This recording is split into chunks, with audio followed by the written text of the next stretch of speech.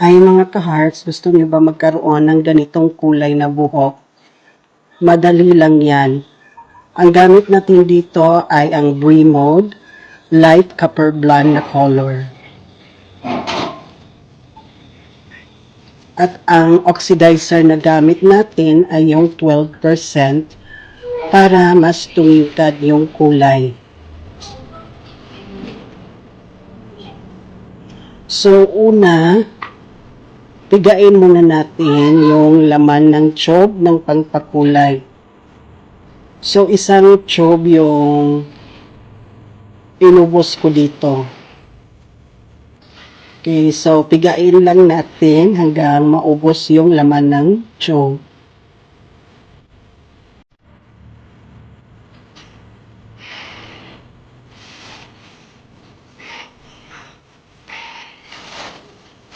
At isunod naman ang ating 12% na oxidizer. So, inubos ko rin yung isang tube nito. So, pigain lang natin hanggang maubos yung laman ng tube.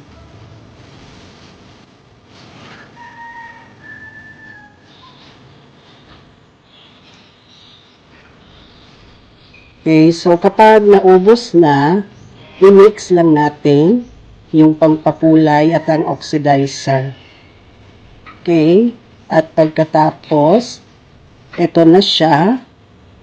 At ilagay na natin sa ating buhok. So, dapat tapos ka na nakaligo at dapat hindi oily yung buhok mo kapag nilagay mo ito. Okay, so ito na yung result niya. At kung nagustuhan nyo, i-check out nyo na yan sa ating yellow basket na nasa lower left side ng inyong screen.